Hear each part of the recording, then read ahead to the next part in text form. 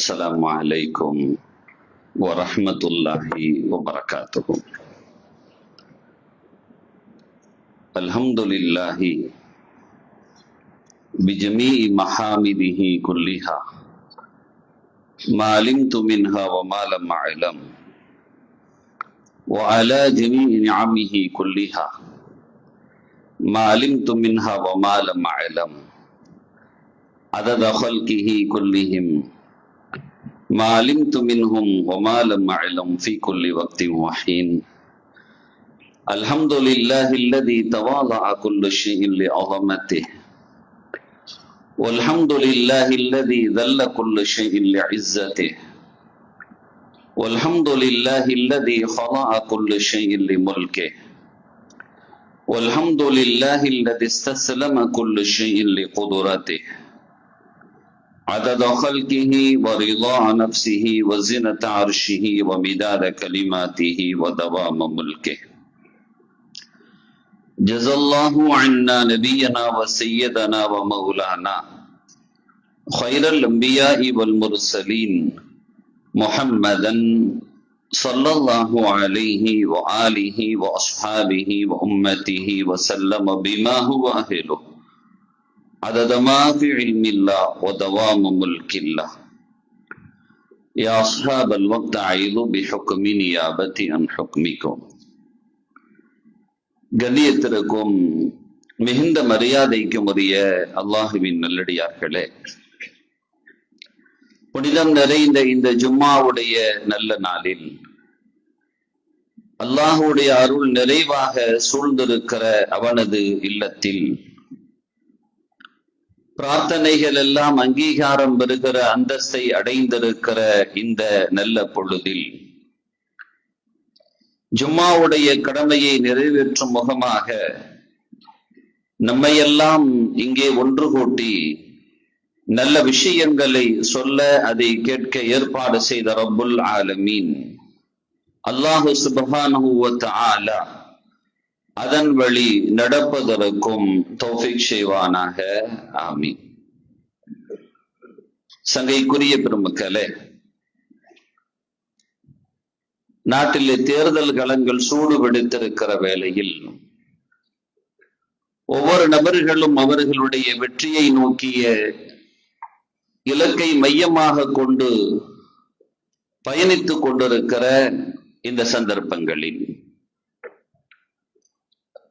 ஒவ்வொரு தலைமைகளும் அவரவர்களுக்கான இலக்குகளை நிர்ணயித்து அந்த குழுக்களினுடைய தலைமைகளிடம்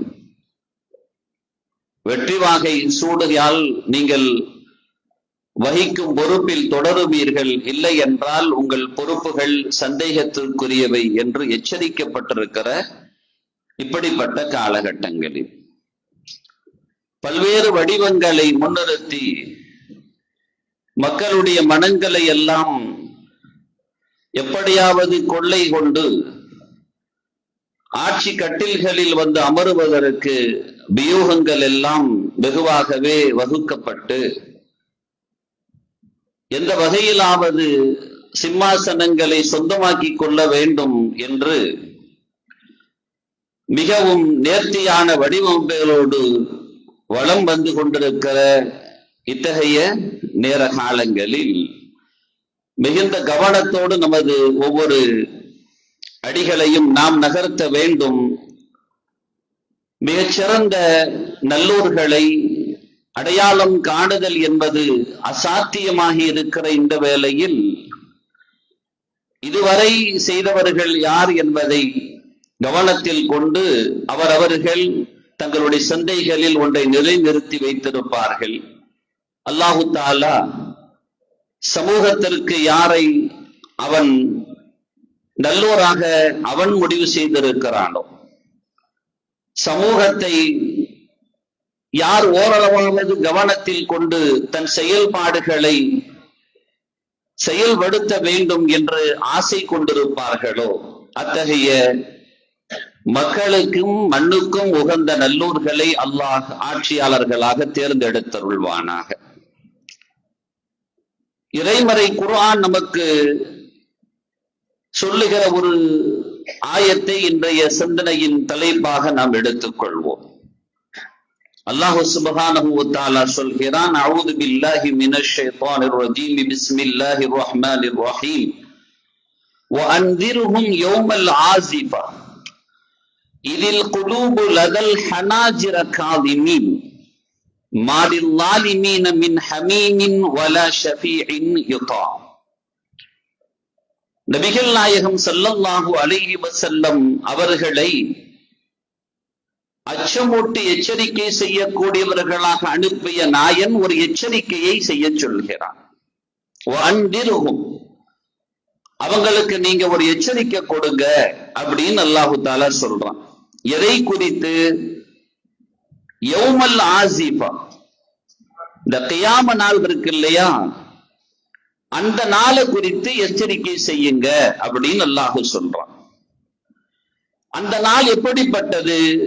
இதில் குலூபு லதல் ஹனாஜிர காதிமீன்,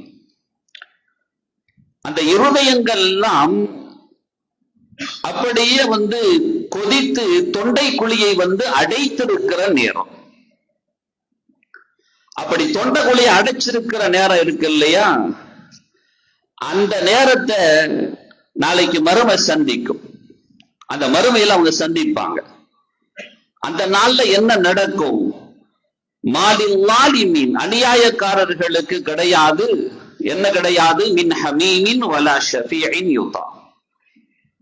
அவனை பாதுகாக்கக்கூடிய நபர்களையோ அல்லது சிபாரிசு செய்யக்கூடிய நபர்களையோ அவங்க பெற்றுக்கொள்ள முடியாது அப்படின்னு அல்லாஹு தஆலா சொல்றான். ஒரு குறுகிய காலம் இதற்கே வெற்றிவாக சூடணும்னா இவ்வளவு வியூகங்கள் வகுக்க வேண்டும் என்றார். ஒரு 5 ஆண்டு கால ஆட்சி திட்டங்கள், அதிலேயே நாம எப்படியாவது வெற்றி கொண்டு விட வேண்டும். வெற்றி வாகை சூடினால் அதுல நிறைய அவங்களுக்கு சுய லாபங்கள் இருக்கு. எல்லாமே பதவியினுடைய அந்த சுகங்கள் அனுபவித்தல் இருக்கிறது. அதனாலதான் அதுல வந்தவங்க யாருனாலையும் அதுல இருந்து ஒரு ஸ்டெப்பு கூட கீழே இறங்கி உட்கார்றதுக்கு ஆசை கிடையாது. சன்னமா பிரியிறது எதுக்காக வேண்டி? ஒரே இயக்கத்தில் அப்படியே பயணித்து விட்டு ஒரு சின்ன முரண்பாடுகள் வருகிற பொழுது அந்த இதிலிருந்து அவர்கள் வெளியே வேறு ஒரு கட்சியில் சேருவதோ அல்லது வேறு ஒரு இயக்கத்தை தொடங்குவதோ எதனால அப்படின்னு பார்த்தா, தான் அனுபவிச்ச அந்த பதவியின் சுகங்கள், அந்த நாற்காலி மோகங்கள், அந்த சிம்மாசனத்தினுடைய வேட்கைகள், அதிலிருந்து கொஞ்சமும் அவங்களுக்கு விலகி நிற்கணும்னா அவங்களால இயலாது. அந்த சுகம், அந்த குதூகலம், இதெல்லாம் அவங்களை ஆட்டி படைக்குது. அது எவ்வளவு பெரிய, இதுல இஸ்லாமியர்கள் விதிவிலக்கா கிடையாது. அன்று இருந்த ஒரு முஸ்லிம் லீக்ங்கிற அந்த ஒரு கட்சி இன்னைக்கு வரைக்குமா அதான் இருக்குது? இல்ல, இன்னைக்கு எத்தனையோ சிதைஞ்சு போச்சு. அதனால யாரும் அதுல விதிவிலக்கெல்லாம் கிடையாது.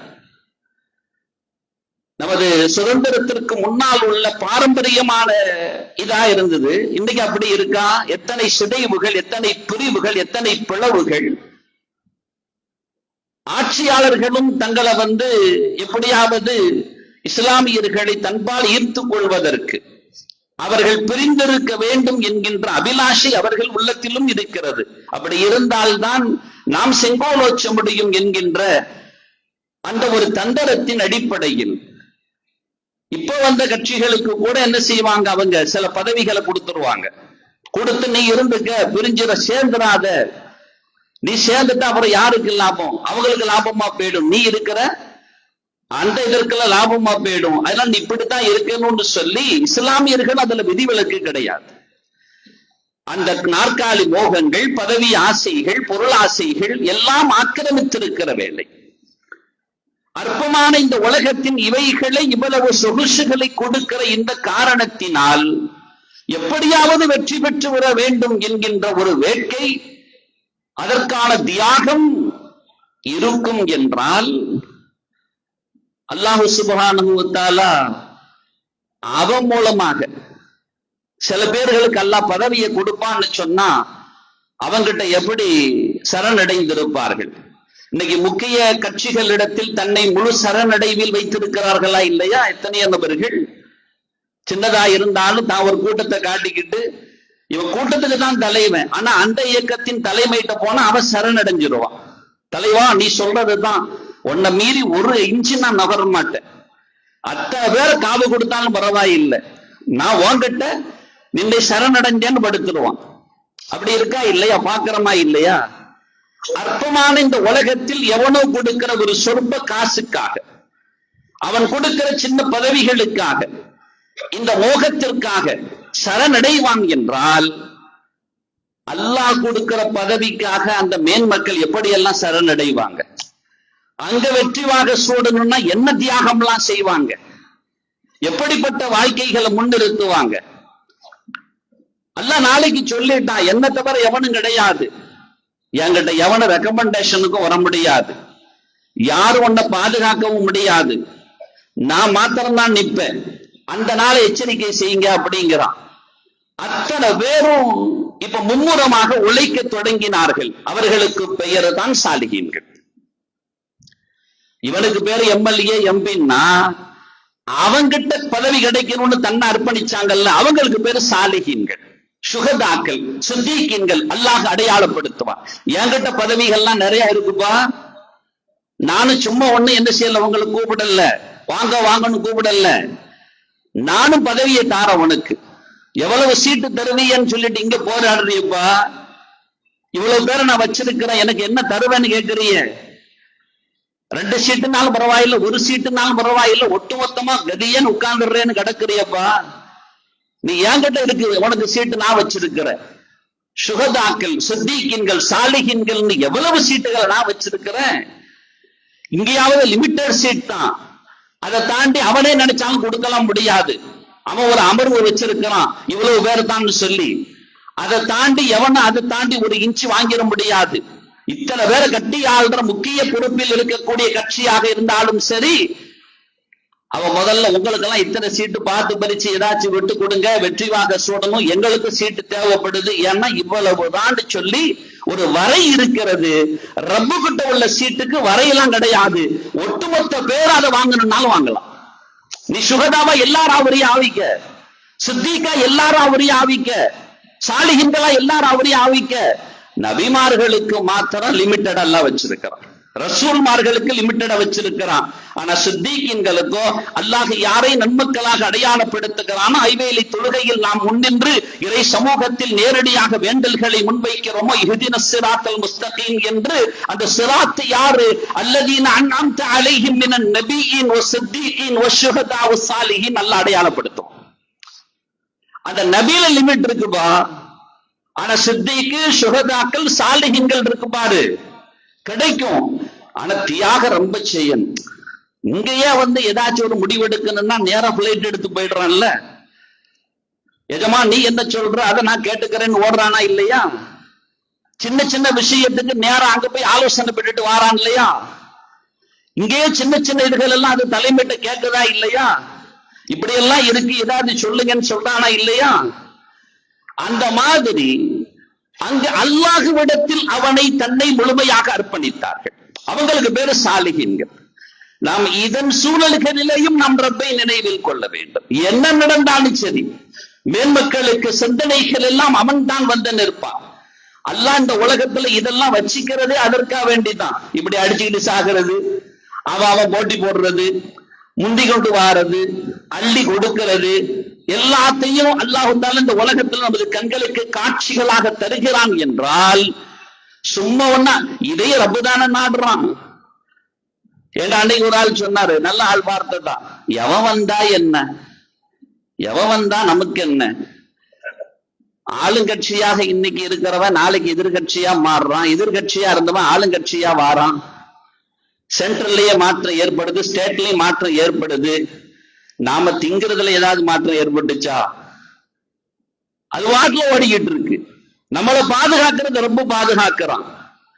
அவன் நம்மளை வச்சு காவுவாங்க நினைக்கிறான், ஆனா ரொம்ப நம்மளை பாதுகாக்கிறான். ஆனா அதே சமயத்துல பதில் சொல்ல வேண்டிய கடமை நம்ம கிட்ட இருக்கு. ஒற்றை விரல்கள் வைக்கிற ஒவ்வொன்றுக்குமான பதில் அல்லாஹ்விடத்திலும் சொல்லி ஆகணும். அதனால நீ கவனமா பார்த்து வச்சுக்கப்பா அப்படிங்கிற எச்சரிக்கையை ஸல்லல்லாஹு அலைஹி வஸல்லம் நமக்கு சொல்லுவாங்க. யாரை தேர்ந்தெடுக்கிறீங்களோ கவனமா தேர்ந்தெடுங்கன்னு சொல்லுவாங்க. ஆனா அதே சமயத்தில் இந்த காட்சிகள் எல்லாம் எதற்காக அல்லாஹ் வைத்திருக்கிறான்? ரப்பு என்கிட்டே ஒண்ணு இருக்கு, நீ அதையும் கவனத்துல வச்சுக்கோங்கிறத அல்லாஹ் இதன் மூலமாக காட்டுறான். யதஃபக்கரூன ஃபீ ஹல்கிஸ் ஸமாவாத்தி வல் அர்து, அல்லாஹ் நன்மக்களை குறித்து சொல்வான். அவர்கள் சிந்தனைகள் எல்லாம் கியாமன் வ குஊதன் வ அலா ஜுனூபிஹிம், நின்னாலும் அமர்ந்தாலும் படுத்தாலும் இறை சிந்தனை தான். எது நடந்தாலும் காட்சி அங்க போய் நின்றும். இந்த லைலாவுடைய காட்சியை சொல்லுவாங்க, லைலா மஜ்னூன் காட்சியை சொல்லுவாங்க. லைலா மஜ்னூன் சாதாரண ஆளு கிடையாது. அந்த மஜ்னூங்கிற பைத்தியம் இருக்கு, மஜ்னூன்னா பைத்தியம். இந்த பைத்தியம் சாதாரண ஆளு கிடையாது, மிகப்பெரிய ஜாம்பவான் ஆளு. ஆனா பித்து முடிச்சு போயிட்டான். அதுல கடைசி அவன் எதை கண்டாலும் அல்ல, அவன் சிந்தனை ஃபுல்லா லைலாட்டையே போச்சான். இவரை திருத்தீரன்னு சொல்லி அவன் குடும்ப உறுப்பினர் நேரம் கூட்டு போயிட்டாங்க காபத்துல்லாவுக்கு. இங்க போனா எல்லா பாவம் மன்னிக்கப்பட்டு பைத்தியம் தெளிஞ்சிடும்னு சொல்லி அங்க போய் பார்த்த உடனே சொன்னான்னா, இதை பார்த்தாலும் என் லைலா மாதிரி இருக்கேன்னா, அதுவும் கருப்பா இருக்கு இல்லையா காபத்துல்லா, அங்க போனாலும் அவன் பைத்தியம் தெளியாத அளவுக்கு ஆகி போச்சு. அந்த மாதிரி புத்தி கடந்தது இல்ல. இந்த மஜ்னூனுக்கு இந்த லைலாவின் மீது காதல் என்றால், அந்த மஜ்தூபுகளாகிய பெருமக்களுக்கு அல்லாஹ்வின் மீது தீராத காதல். அவங்க எப்பொழுதும் அல்லாஹ்விட சிந்தனையிலேயே இருப்பார்கள். எதை பார்த்தாலும் அவர்களுக்கு அந்த சிந்தனை முன்வந்து நிற்கும். சரி, கவனத்தில் எடுக்க வேண்டிய ஒன்று, நாம் மிக தெளிவோடு இருக்க வேண்டும். அல்லாஹ்வுடைய பார்வையிலிருந்து யாரும் தப்பிவிட முடியாது. அதன் அடுத்த ஆயத்திலேயே சொல்வான், யஅலமு ஹாயினத்தல் அயூன் வமா துஃபி ஸுதூர் அப்படிம்பா. கண்கள் செய்கிற அந்த காட்சிகளையும் மோசங்களையும், அதே மாதிரி இருதயங்கள் உள்ளங்கள் வைத்திருக்கக்கூடிய மறைத்து வைத்திருக்கக்கூடிய ஒவ்வொன்றையும் கூட அல்லாஹ் மிக தெளிவாக அறிந்தவன் என்று அல்லாஹ் சொல்கிறான். மேன்மக்கள் தனக்கு கிடைத்த பருவங்களை மிக நேர்த்தியாக பயன்படுத்திக் கொண்டார்கள். தன்னை ஆண்டு காலங்கள் இருந்து எவ்வளவு காலம் வாழ்றோங்கிறது முக்கியம் இல்லை, வாழும் காலத்தில் எப்படி இருந்தோங்கிறது ரொம்ப முக்கியம். ஏன்னா வாழ்க்கைய தீர்வமா கேட்கணும், நல்ல நீண்ட ஆயுச கேட்கணும். ஸல்லல்லாஹு அலைஹி வஸல்லம் சொன்னாங்க, ரொம்ப சீதேவியான ஆளு யாரு தெரியுமா? மன்தால உம்ருஹு வ ஹஸன அமலுஹு, ஆயுளும் ரொம்ப நீளமா இருந்துச்சு, அமலும் விசாலமா செஞ்சார், ஆயுள் முழுவதும் அமலா இருந்துச்சு. இது ரொம்ப சீதேவியான ஆளு. மூதேவியான ஆளு தெரியுமா? மன்தால உம்ருஹு வ ஸா அமலுஹு, ஆயுசு ரொம்ப நீளமா கடந்துச்சு, புருவம்லாம் முடி கண்ணில் வந்து விழுற அளவுக்கு வாழ்ந்தார். ஆனா எல்லாம் மோசம், எல்லாம் கெட்டது. அப்படி அமைந்திடக்கூடாதுன்னு எச்சரிக்கை செய்தார்கள். நபிகள் நாயகம் ரசூலுல்லாஹி ஸல்லல்லாஹு அலைஹி வஸல்லம் அவர்களை வந்து சந்தித்து இஸ்லாத்தின் தன்னை இணைத்துக் கொள்கிற பெரும் பாக்கியத்தை பெற்றுக் கொள்கிறார்கள். பெருமானார் ஸல்லல்லாஹு அலைஹி வஸல்லம் அவர்களை சந்தித்த காலத்தில் இருந்து அந்த ஸ்ரீதேவி அவர்கள் இந்த உலகத்தில் வாழ்ந்த ஆண்டுகள் என்று எடுத்துக்கொண்டால் வெறும் 4 ஆண்டுகள் பெருமானார் ஸல்லல்லாஹு அலைஹி வஸல்லத்தோடு பயணித்த ஆண்டுகள். 4 ஆண்டுகள் தான். 4 ஆண்டுகள் ரசூலுல்லாஹ்வோடு பயணிக்கிறார்கள். கிட்டத்தட்ட 5374 பொக்கிஷமான ஹதீஸுகளை இந்த சமூகத்திற்கு தந்து முன்வரிசையில் நிற்கிறார்கள். யாரும் நெருங்க முடியாத அளவுக்கான அந்த தூரத்தை வெறும் 4 ஆண்டுகளில் பெற்றுக்கொள்ள முடிந்தது அந்த பெருமகனார். நபிகள் நாயகம் ரசூலுல்லாஹி ஸல்லல்லாஹு அலைஹி வஸல்லம் அவர்கள் பெருமானாரோடு வாழ்ந்த நாள் ஹிஜ்ரி 7வது ஆண்டில் இந்த உலகத்தை அவர்கள் இஸ்லாத்தை உள்ளே ஏற்றுக்கொள்கிறார்கள். பெருமானார் ஸல்லல்லாஹு அலைஹி வஸல்லம் அவர்களோடு தன்னை அன்பித்து நெருக்கமாக பயணிக்கிறார்கள். பெரும் விசாலமான பொருளாதாரம் அவர்களிடத்தில் இல்லை என்றாலும் அல்லாஹ்வின் மீது நேசமும் அவன் தூதரின் மீது கொண்ட பாசமும் அலாதியாக இருந்தது. திருமணத்தை கூட தாமதப்படுத்துகிற அளவிற்கு, அனைத்தையும் தியாகம் செய்கிற அளவுக்கு அவர்களிடத்தில் அந்த வேட்கை இருந்தது. அல்லாஹ் எவ்வளவு காலம் தரப்போறான் அவங்களுக்கு தெரியாது, என்றாலும் ஒவ்வொரு நொடியும் சரியாக பயன்படுத்தினார்கள். அந்த பெருமகனார் தன்னுடைய வாழ்வை எவ்வளவு அலங்கரித்து எவ்வளவு அழகாக வாழ்ந்தார்கள் என்பதின் அடையாளங்கள் பஹ்ரைனினுடைய ஆளுநராக கூட பொறுப்பெடுத்தார்கள். பஹ்ரைனில் ஆளுநராக பொறுப்பெடுத்தார்கள். அவ்வளவு பெரிய பெரும் பொறுப்பை எடுத்துக்கொண்டு ஓய்வு பெற்று மதீனாவிலே அவர்கள் தன்னுடைய அந்திம காலத்தை கழித்துக் கொண்டிருக்கிறார்கள். பொதுவாக பெருமக்கள் பெருமானாரின் இருக்கும் பூமியை தேர்ந்தெடுத்துக் கொள்வார்கள். அப்படி ஓய்வெடுத்துக் கொண்டிருக்கிற பொழுது இன்னொரு ஸ்ரீதேவி பெருமகனார் அங்கே வருகை தருகிறார்கள். அந்த சஹாபி அவர்கள், இந்த சஹாபி வந்திருக்கிறார்கள் என்பதற்காக பெருமானாரோடு 4 ஆண்டுகள் மாத்திரமே கழிக்க அல்லாஹ்வினால் தீர்மானிக்கப்பட்ட இந்த தோழர் அவர்களை சந்திக்க பயணிக்கிறார்கள். அந்த தோழர் சாதாரண ஆள் கிடையாது. அந்த தோழரின் நிலைகள் சாமானிய நிலைகள் கிடையாது. ஒரு கட்டத்தில் அந்த தோழர் ரசூலுல்லாஹ்விடத்தில் கேட்டார்கள், எனக்கு ஏதாவது பொறுப்பு தாருங்கள் என்கின்ற. ஸல்லல்லாஹு அலைஹி வஸல்லம் சொன்னார்கள், நீங்கள் பலகீனமானவர்கள், அந்த பொறுப்பை சுமக்க உங்களால் முடியாது, நீங்கள் யாசிக்காதீர்கள் என்றார்கள். பொறுப்புகளை தேடி செல்பவர்களுக்கு பெருமானார் சொல்கிற ஒரு வார்த்தை என்ன தெரியுமா? வைலுள்ளில் உமரா என்பார்கள். அதிகாரத்திற்கு அழையக்கூடியவர்களுக்கு நாசம் உண்டாகும் என்று எச்சரித்தார்கள். இன்னொரு வார்த்தையை ரசூலுல்லாஹ் இப்படி சொன்னார்கள், நீங்கள் அதிகாரத்தை தேடி பெற்றுக் கொண்டீர்கள் என்றால் சோதிக்கப்படுவீர்கள், அதிகாரம் உங்களை தேடி வரும் என்றால் உதவி செய்யப்படுவீர்கள் என்றார்கள். அதிகாரம் உங்களை தேடி வந்தால் இறை உதவி கிடைக்கும், நீங்கள் யாசிக்க துவங்கினால் சோதனை தான் மிஞ்சும் என்பார்கள். இந்த பெருமகனார் அதிகாரத்தை கேட்டார்கள். ஆனால் கேட்ட அதிகாரம் நியாயமானது, அவர்களால் முடியும். ஆனால் ரசூலுல்லாஹ் அவர்களிடத்தில் சொன்னார்கள், நீங்கள் பலகீனமானவர்கள், வேண்டாம் என்றார்கள். அந்த அதிகாரத்தை கேட்ட அந்த தோழர் பெருமானார் ஸல்லல்லாஹு அலைஹி வஸல்லம் சொன்னதோடு அப்படியே வாய்மூடி அமைதியாகி தன் வாழ்வை அகிம்சை வழியில் அமைத்துக் கொண்டு, இறை தியானத்தில் தன்னை மூழ்கடித்துக் கொண்டு, தன் வாழ்வை தனிமைப்படுத்திக் கொண்டு மிக நேர்த்தியாக வாழ்ந்த பெருமகனார் தான் இப்பொழுது வருகை தந்திருக்கிறார்கள் மதீனாவிற்கு. அப்படி வந்த தோழரை சந்திக்க இந்த தோழர் செல்கிறார்கள். அப்படி சென்று அருகிலே அமர நினைக்கிற பொழுது அதிகாரத்தை யாசித்த தோழர் வந்த தோழரிடத்தில் கேட்கிறார், கொஞ்சம் விலகி நில்லுங்கள், என் அருகாமையில் வராதீர்கள் அப்படின்னாங்க. என் பக்கத்துல வராதீங்க, தள்ளி போங்க அப்படின்னாங்க. ஆடிப்போன இவர்கள் சொன்னார்கள், என்னை ஏன் நீங்கள் விளக்குகிறீர்கள்? என்னிடத்தில் ஏதாவது குறை கண்டு விட்டீர்களா? என் அந்திம காலத்தில் நான் அமர்ந்திருக்கிறேன், என்னை உங்களிடமிருந்து அப்புறப்படுத்துவதற்கான காரணம் என்ன? நான் உங்களை நெருங்கக்கூடாதான்? ஒரு முசாஃபஹாக்கு கூட கையை கொண்டு போக நெருங்கிய பொழுது கையை தட்டி விடுகிறார்கள், வேண்டாம், அப்படி ஒதுங்கி நில்லுங்கள் என்கிறார்கள். ஏன் என்னை விளக்குகிறீர்கள் என்று இந்த தோழர் கேட்க, வந்த தோழர் சொல்கிறார்கள், நீங்கள் ஆளுநராக பணி செய்தீர்களே பஹ்ரைனில், இப்படியெல்லாம் பொறுப்பை சுமந்து இப்பொழுது நீங்கள் இறுதி கட்டத்தை அடைந்திருக்கிறீர்கள், எவ்வளவு சொத்துக்கள் உங்களிடத்தில் இருக்கிறது சொல்லுங்கள் என்கிறார்கள். அவர்கள் சொன்னார்கள், என் அத்தியாவசிய தேவைக்கு கூட என்னிடத்தில் போதுமான வாழ்வாதாரங்கள் இல்லை, எதுவும் இல்லை. நான் அங்கே பணி செய்கிற பொழுது கூட, இப்பொழுது மதீனாவில் வந்த நிலையிலும் கூட, என் வீட்டின் விறகுகளை கூட நான் தான் சுமந்து செல்கிறேன், எனக்கு பணியாளர்கள் கூட நான் வைத்துக் கொள்ளவில்லை. இப்படிப்பட்ட நிலையில் தான் என் வாழ்வை நான் அமைத்துக் கொண்டிருக்கிறேன் என்று இவர்கள் அடக்கத்தோடு சொன்ன பொழுது, இப்பொழுது வாருங்கள், உங்கள் கையை தாருங்கள் என்று அவர்கள் கரம் கொடுத்து, இப்பொழுது நீங்கள் என் தோழர், என் சகோதரர் என்பதை நான் அங்கீகரித்துக் கொள்கிறேன் என்று சொல்ல முடிந்தது என்றால், வந்த தோழர் அபூதர் அல் கிஃபாரி ரலியல்லாஹு அன்ஹு சென்று சந்தித்த தோழர் அபூ ஹுரைரா ரலியல்லாஹு அன்ஹு.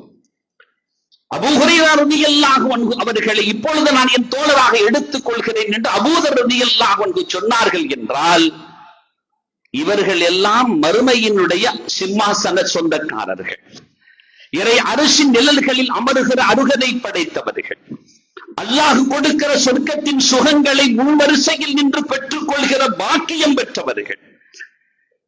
ஒரு கட்டத்தில் கொடுங்கோலன் ஹஜ்ஜாஜ் பின் யூசுப், நமக்கெல்லாம் தெரியும், சரித்திரத்தை ஓரளவு வாசித்தவர்கள் புரிந்து கொள்ள முடியும். ஹஜ்ஜாஜ் பின் யூசுப் அவனுடைய சேட்டைகளை கொன்று குவித்தான், சஹாபிகளை கூட.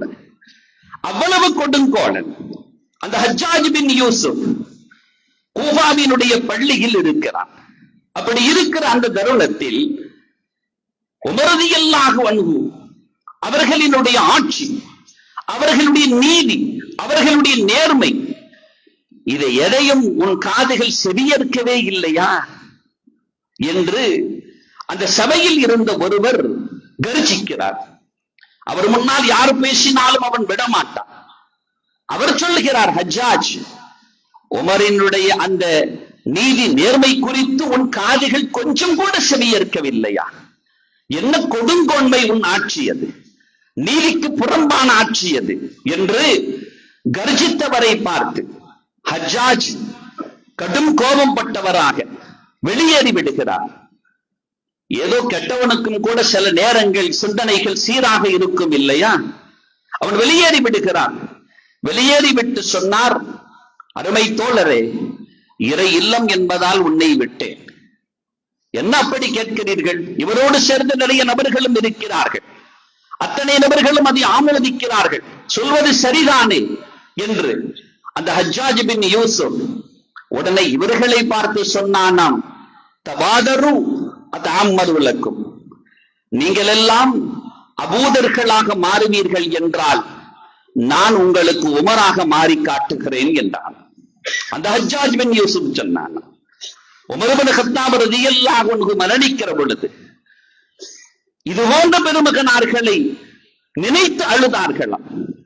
என்ன வேண்டும் சொல்லுங்கள் உமரே, இந்த நிலையில் உங்களுக்கு என்ன வேண்டும் சொல்லுங்கள். அவர்கள் சொன்னார்களாம், எனக்கான ஆசை இன்று இருக்கிறது, ஆனால் அது நிறைவேற்ற முடியாத ஆசைதான். என்ன தெரியுமா? அபூதர் போன்றவர்கள் என் சபைகளை அலங்கரிக்க வேண்டுமே என்று நான் ஆசைப்படுகிறேன் என்றார்களாம். அத்தகைய நபர்கள் என் சபையில் வர வேண்டுமே என்றார்களாம்.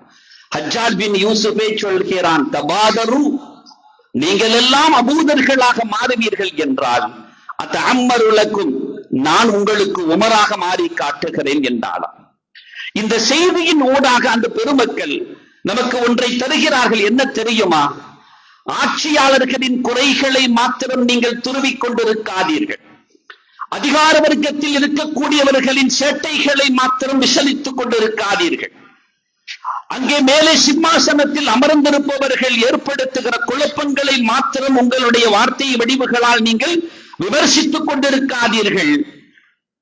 அவர்கள் யாராக நீங்கள் மாற வேண்டும் என்று ஆசை கொள்கிறீர்களோ அதற்கு தகுதியான மக்களாக நீங்கள் மாறி காட்டுங்களேன். தபாதரு அத்தஅம்மருலக்கும் என்று அவன் சொன்ன வார்த்தை சத்தியம். நீங்கள் அபூதர்களாக மாறுவீர்கள் என்றால் உங்களின் தலைமைகள் உமர்களாக வந்து நிற்கும். நாம எல்லா சேட்டையும் பண்றதுக்கு எல்லாம் நின்னுட்டு எங்களை ஆள்றவங்க மாத்திரம் யோகியனா இருக்கணும்னு ஆசைப்பட்டா எப்படி? அது எப்படி சாத்தியமாகும்? அது எப்படி சீராகும்? உன்னை ஆளக்கூடியவன் உன்னை கொண்டுதானே தீர்மானிக்கப்படுகிறான். விரல்களை வைப்பதின் மூலமாக இல்லை, இல்லை, உன் நிலைகளை வைப்பதின் மூலமாக நீ உன்னை மாற்றி காட்டு.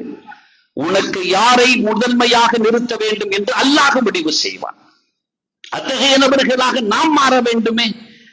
வெறுமனே ஓட்டு காலங்களில் மாத்திரம் நோட்டுகளை பற்றி பேசிவிட்டு செல்வதா? இல்லை, இல்லை, காலம் முழுவதும் நீ சரியாக இருந்து கொள், உன்னை ஆளக்கூடியவனை நான் சீர்படுத்தி தருகிறேன் என்பான் அல்லாஹ். ரசூலுல்லாஹி ஸல்லல்லாஹு அலைஹி வஸல்லம் அத்தகைய புரட்சிகளை தான் விதைத்தார்கள். 6 ஆண்டுகள் அண்ணலும் பெருமானார் ஸல்லல்லாஹு அலைஹி வஸல்லம் அவர்களோடு அன்னித்திருக்கிற வாய்ப்பு கிடைத்தது. 6 ஆண்டுகள் கிடைத்த அந்த தோழர் தன்னுடைய அந்திம நேரத்தில் இந்த உலகத்தை விட்டு மறைகிறார்கள். நபிகள் நாயகம் ரசூலுல்லாஹி ஸல்லல்லாஹு அலைஹி வஸல்லம் சொன்னார்கள், 6 ஆண்டுகள் மாத்திரமே அன்னலாரை ஏற்றுக்கொண்டதின் பின்பு இந்த தீனுல் இஸ்லாத்தில் பயணித்து அன்னலாரை தன்னுடைய தலைவராக ஏற்றுக்கொண்டு வாழ்ந்த அந்த பெருமகனாரின் மரண நேரத்தில் அரிஷுர் ரஹ்மான் என்றார்கள். அல்லாஹுவின் அரிசு நடுங்கியது என்றார்கள், குலுங்கியது என்றார்கள். இஸ்தபிஷரல் மலாயிகா, மலக்குமார்கள் சந்தோஷித்தார்கள் அந்த வரவை கண்டு என்றார்கள். என்ன வாழ்க்கை அது! எவ்வளவு காலம் நாம் வாழுகிறோம்? இத்தனை ஆண்டுகள் வாழுகிறோமே. நம்மில் 6 ஆண்டுகளாய் இஸ்லாத்தில் நுழைந்தவர்கள், இந்த சபையில் இருப்பவர்கள், நான் 6 ஆண்டுகள் ஆச்சுன்னு சொல்ல முடியுமா? இஸ்லாத்துல நுழைஞ்சு சூரத்துல் ஃபாத்திஹாவின் அர்த்தம் எத்தனை நபர்களுக்கு சீராக தெரியும்? தொழுகையில் ஓதுகிற ஓதலின் அர்த்தங்கள் எத்தனை நபர்களுக்கு தெரியும்? எத்தனை நபர்களுக்கு அதன் உட்பொருள்கள் புரியும், அதன் ரகசியங்களை உணர்ந்து கொள்ள முடியும்? அதை கேட்பதற்கான வேட்கைகள் என்னிடத்தில் உதிர்ந்து கொந்தளித்து நிற்கிறது. தீர்த்து வைக்கும் நபர் யாராவது உண்டா என்று யாராவது கேட்ட வரலாறு உண்டா? நம்ம இல்ல. 6 ஆண்டுகளில் அரிசி ஆடுகிறது. 6 ஆண்டு அரிசி ஆடியது. நாம் நம்மை முஸ்லிம்கள் என்கிறோம், நாங்கள் யோகியர்கள் என்கிறோம், எங்களுக்கு வருகிறது சோதனை என்கிறோம், சிரமங்களை சுமக்கிறோமே, ரப்பே உன் பார்வை எங்கள் மீது பரவாதா என்கிறோம், கஷ்டங்களிலா எங்கள் வாழ்வு கழிய வேண்டும் என்கிறோம், எங்களின் தலைமைகள் இப்படியா அமைய வேண்டும், எங்களுக்கு நேருகிற சோதனையை என்கிறோம். யார்? மகா யோகிய புருஷர்கள். அப்படியா? சரியான நிலையில் இருக்கிறோமா? ஒரு சின்ன ஒரு காசு ஹராம் தொடாத வாழ்க்கை நடத்தி காட்டியிருக்கிறோமா? எவ்வளவு பெரிய வாழ்க்கை! 6 ஆண்டில் நபிகள் நாயகம் ரசூலுல்லாஹி ஸல்லல்லாஹு அலைஹி வஸல்லம் சொல்வார்கள், ஓடி வருகிறார்கள் அவரின் மரணத்திற்கு, ஓடோடி வருகிறார்கள் பெருமானார் ஸல்லல்லாஹு அலைஹி வஸல்லம் அவர்கள். சஹாபிகள் கேட்டார்கள், யா ரசூலல்லாஹ், என்ன ஓடி செல்கிறீர்கள், என்ன ஓடுகிறீர்கள் என்கிறார்கள். எந்த அளவுக்கு பெருமானார் விரைந்தார்கள் தெரியுமா? மேனியில் உள்ள துண்டு கீழே விழுகிறது, சஹாபிகள் அணிந்த ஆடைகள் எல்லாம் அவிழுகிறது. இப்படி ஓடினால், இப்படி ஓடும் போது என்ன பிடிச்சுக்கிட்டே தான் ஓடுவோம், கீழே அவுந்துடக்கூடாதுன்னு சொல்லி அப்படி பிடித்துக் கொண்டு ஓடினார்கள். ஏன் இந்த ஓட்டம் என்று கேட்டார்கள். ஃபகால ரசூலுல்லாஹ் ஸல்லல்லாஹு அலைஹி வஸல்லம் சொன்னார்கள், இன்னி அகாஃபு அன் தஸ்பகனா இலைஹில் மலாயிகா ஃபதக்ஸிலு கமா கஸலத் ஹல்லலா. ஹல்லலா ரலியல்லாஹு அன்ஹு அவர்கள் இந்த உலகத்தில் ஷஹீதாக மரணித்த பொழுது அவர்களை காண்பதற்கு சற்று தாமதமான காரணத்தினால் அவர்கள் ஏற்கனவே மலக்குகளால் குளிப்பாட்டப்பட்டு வைக்கப்பட்டிருந்தார்களே, அத்தகைய நிலை போன்று இந்த தோழருக்கு அமைந்து விடுமோ? நமக்கான பொறுப்பல்லவா, சற்று தாமதித்தால் கூட நமது பொறுப்பு நம்மை விட்டும் தூராக்கப்பட்டு மலக்குகள் அதை சுமக்க தயாராகி விடுவார்களே என்பதால் ஓடினேன்னு ரசூலுல்லாஹ் சொன்னாங்களே. அவ்வளவு தூரம் அந்த தோழருக்கு ஓட வேண்டிய சூழல் பெருமானாருக்கு ஏற்பட்டது என்றால், முனாஃபிக்குகள் நயவஞ்சகர்கள் பேசிக் கொண்டார்கள். இது என்ன, ஆளே இல்லாத மாதிரி தெரிகிறது, சுமந்து செல்கிற அந்த ஜனாசாவை அதனுடைய மேலே வெறுமனை கட்டையை தூக்கி செல்வது போன்றல்லவா இருக்கிறது, நபர் இருப்பது போன்று கூட தெரியவில்லையே என்று ஏளனமாக நயவஞ்சகர்கள் பேசிக் கொண்டதை எம் பெருமானார் ஸல்லல்லாஹு அலைஹி வஸல்லத்தின் செவிகள் உள்வாங்கிய பொழுது சொன்னார்கள், நீங்கள் நினைத்துக் கொண்டீர்களா? நபிகள் நாயகம் ரசூலுல்லாஹி ஸல்லல்லாஹு அலைஹி வஸல்லம் சொன்னார்கள், நீங்கள் நினைத்துக் கொண்டீர்களா நீங்கள் தான் சுமக்கிறீர்கள் என்று? இன்னலஹு ஹமலத கைரிக்கும், உங்கள் அல்லாதவங்க அதை சுமந்துகிட்டு இருக்கிறாங்க. எத்தனை மலக்குகள் இந்த ஜனாசாவிற்கு வந்திருக்கிறார்கள் தெரியுமா? புத்தம் புதிய மலக்குகளாக, இதுவரை பூமியில் கால் பதிக்காத மலக்குகளாக, இந்த உலகத்தில் இதுவரைக்கும் தலை காட்டாத மலக்குகள் 70,000 மலக்குகள் இந்த ஜனாசாவிற்கு மாத்திரம் வந்தார்கள் என்றார்கள். 70,000 மலக்குகள் இந்த ஜனாசாவுக்கு மாத்திரம் வந்திருக்கிறாங்க. அவ்வளவு மலக்குகள் வருகிற அளவுக்கு வெறும் 6 ஆண்டுகள் தான் அவர்களுடைய வாழ்வு அண்டலாரோடு அமைந்தது. அந்த பெருமக்கள் கவலை கொள்றதுல நியாயம் இருக்கு. ஏன்னா அவ்வளவு பரிசுத்த வாழ்க்கை, அவ்வளவு நேர்த்தியான வாழ்க்கை, அவ்வளவு சுத்தமான வாழ்க்கை. ஸல்லல்லாஹு அலைஹி வஸல்லம் அவங்களுக்கு ஒரு நாள் ஒரு பொருள் கிடைக்கிறது, அந்த மேலாடிய போடுறாங்க, அப்படி தங்கத்தால நெய்யப்பட்டிருக்கு, அப்படியே தங்கத்தால இடையோடப்பட்டிருக்கு.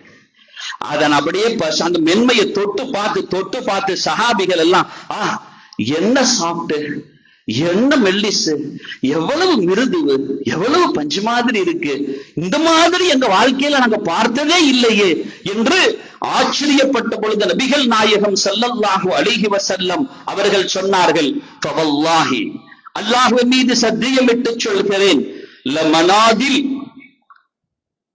இந்த தோழருக்கு கொடுக்கிற அந்த அந்த அந்த கைக்குட்டை இருக்கு இல்லையா, நீங்க இவ்வளவு பெரிய ஆடைய பெருசா பாக்குறீங்க, அந்த கைக்குட்டை இருக்கு இல்லையா, ஃபில் ஜன்னா, சொர்க்கத்துல அது எப்படி கிடைக்கும் தெரியுமா இந்த தோழருக்கு? அஹ்ஸனு மிம்மா தரவுன, இத வாத்தி இப்படியே கண்கொட்டாம ஆச்சரியமா தொட்டு தொட்டு பாக்குறீங்கல்ல, இதெல்லாம் விட உயர்ந்ததாக அதை பார்ப்பீங்கன்னா அப்படிப்பட்ட பாக்கியம் அந்த தோழருக்கு உண்டு சொன்னாங்களே. யாரு தெரியுமா?